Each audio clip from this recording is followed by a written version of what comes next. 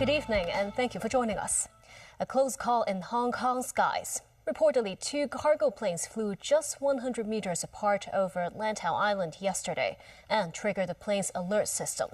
The incident allegedly involved air traffic control personnel who did not follow protocols to arrange plane takeoffs. The first aviation incident since the three-runway system at Hong Kong International Airport was put into use 3 months ago, allowing two planes to take off at the same time. The incident unfolded at about 7 a.m. on Thursday. A Boeing 777 cargo plane took off from the south runway destined for Baku, the capital of Azerbaijan. At the same time, a Turkmenistan-bound Airbus A330 freighter took off from the middle runway.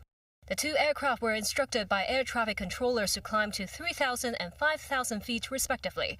As they flew over Sunny Bay, the traffic collision avoidance system of the Boeing aircraft issued a warning signal, and the plane descended to an altitude of 2,500 feet. That reportedly brought the two planes to just about 100 meters apart. Eventually, the two aircraft landed safely at their respective destinations. The Civil Aviation Department said the two freighters had been flying according to protocols, but their speed to ascent was not as expected and failed to maintain a safe separation. Preliminary investigations found the incident might have involved air traffic control personnel, and the staff members involved have been temporarily reassigned from their frontline duties. Some pilots said the incident might have been caused by the close takeoff time of the two planes. Fairly dangerous scenario where there is a chance of in-flight collision. However, it is not only the duty of the air traffic controller but also the pilot on board to find out what exactly happened, whether it is English proficiency or is it a human error where two aircraft are allowed to depart at the same time, or someone are not following the SOP. The Transport and Logistics Bureau has called on the Civil Aviation Department to submit a report as soon as possible. Speaking on an RTHK phone-in program, Financial Secretary Paul Chan said businesses from the West are still interested in trading with Hong Kong. This comes a day after U.S. President Donald Trump said the extra 10% tariffs to be slapped on China are here to stay. We try to reinforce the relationships and trading relationships with developed economies, U.S., Europe, because for them, contact with them, many of their business are still very interested in the mainland market. And Hong Kong will be the natural landing platform for them. Thank you. Some callers sounded frustration towards the discontinuation of the $2,500 non-means tested one-off student grants, questioning why the grant is not reduced instead. They asked if that reflected the government's lack of support to parents. Chan said the grant was non-means tested and the administration wishes to have more targeted help to families in need. Sources said legalized basketball betting activities will be rolled out next year at the earliest. The government is striving to amend the law by September this year. Timothy Lee tells us more. The government is currently exploring the regulation of basketball betting activities in the city, with the Hong Kong Jockey Club having been invited to submit a proposal on the matter. In order to legalize betting activities related to the sport, authorities will need to amend the Gambling Ordinance and Betting Duty Ordinance. This, as reports say, the HKJC had already submitted its proposal to the Home and Youth Affairs Bureau, the government body responsible for the relevant regulation. The club suggested that authorities could review the policy on the regulation of football betting activities rolled out in 2003 and replace the term football with basketball in the law. Authorities and the HKJC have reportedly conducted a preliminary work meeting in an effort to complete the amendment by September and before the end of the current Legislative Council term at the end of the year. Both parties are also aiming to legalize relevant betting activities prior to the U.S. National Basketball Association preseason matches next year. Sources say HKJC consultants estimated between $70 billion and $90 billion were involved in illegal basketball gambling last year, while the club believes around 30 to 40% of this will transfer over to legalized betting in the future. Meanwhile, the policy is predicted to generate $1.5 billion of gambling duty after 3 to 4 years of implementation. Timothy Lee, TVB News. An electric private car emitted smoke while traveling along Kwai Chung Road. It was subsequently hit by two passing vehicles. No one was injured. Video footage circulating online showed a gray private car parked on the edge of the road. Smoke was seen spewing from the front of the car. The accident happened at around 7 a.m. this morning when a Korean-branded private car was traveling along Kwai Chung Road towards Kowloon. The driver stopped at the vicinity of Lai King MTR station after noticing the car was emitting smoke. Two private cars traveling from behind crashed into the stationary car. A jet and breathing apparatus team were deployed to extinguish the smoke. Sources say the battery of the electric car emitted smoke because of overheating. The car was later placed in a pool to cool it down at a vehicle examination center. The government revealed that 8 residential plots of land will be put up for sale in the coming fiscal year, providing a total of 4,450 units. A surveyor estimates that all sites may not be sold out, and land revenue may be lower than that of this fiscal year. Samantha Lee reports. Each of the 8 residential plots of land could provide fewer than 1,000 flats. Most of the sites are in the new territories. The largest one is located on a reclamation area in Tongchung, capable of producing 985 units. The Two Moon site, which could support 525 units, will be rolled out for sale in the first quarter.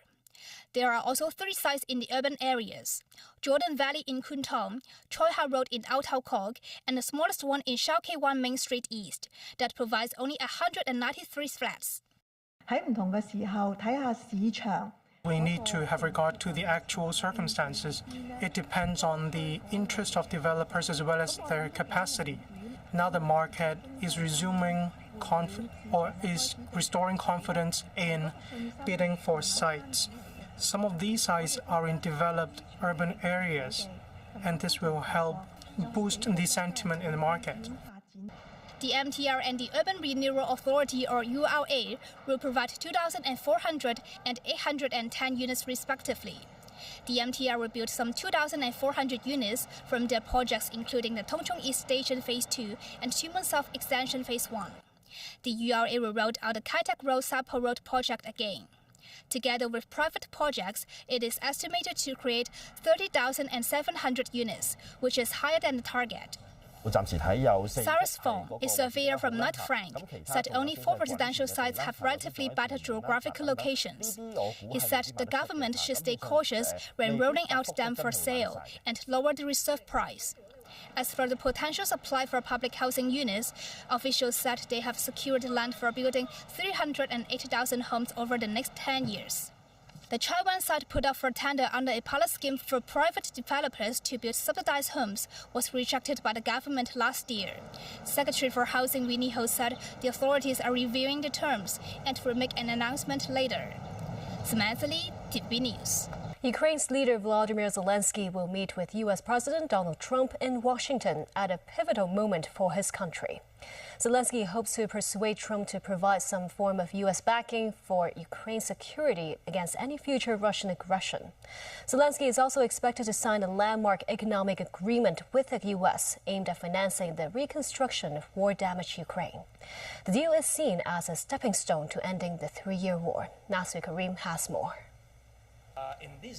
An impending visit to the White House and eager to sign a mineral deal with Washington, Ukrainian President Volodymyr Zelensky doesn't seem so bad after all, as far as U.S. President Donald Trump is concerned.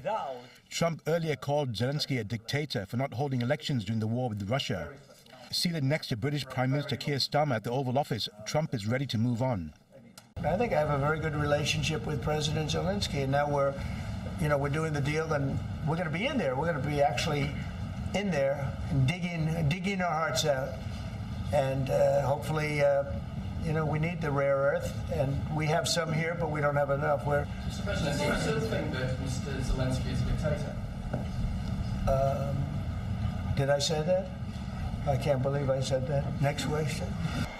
Trump has framed the emerging deal giving U.S. access to Ukraine's deposit of rare earth minerals as a chance for Kyiv to pay back the U.S. for war aid.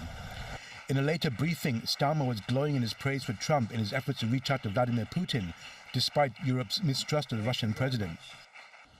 Mr. President, I welcome your deep and personal commitment to bring peace and to stop the killing. You've created a moment of tremendous opportunity to reach a historic peace deal, a deal that I think would be celebrated in Ukraine and around the world. That is the prize. But we have to get it right. During their Oval Office meeting, Starmer handed Trump a letter from King Charles inviting the president on a state visit to the United Kingdom, a second such visit after he met Queen Elizabeth II during his first term. Yes, so this is a letter from His Majesty the King. It's an invitation for a second state visit. This is really special. This has never happened before. This is unprecedented. And I think that just symbolises the strength of the relationship between us. Meanwhile, Russian and US diplomats held talks in Istanbul on Thursday to discuss normalizing the operation of the respective embassies after years of expelling each other's diplomats.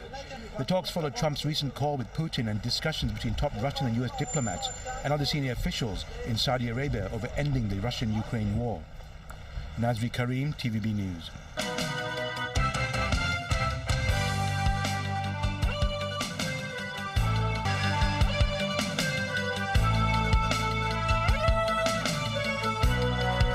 Non-profit organization Hong Kong Unison announced its dissolution today.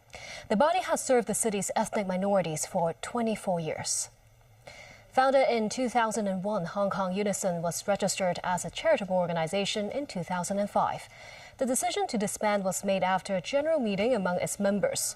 The NGO said they passed a resolution to voluntarily wind up and has appointed 2 liquidators to help donate its remaining funds to organizations with similar goals and service targets. Undersecretary for Labor and Welfare Ho Kai-ming said it's the decision of Hong Kong Unison itself. While Unison said it has completed its historic mission, some workers slammed the sudden decision as irresponsible and the Unison's reasons as unconvincing. And that's the news. Thank you for watching.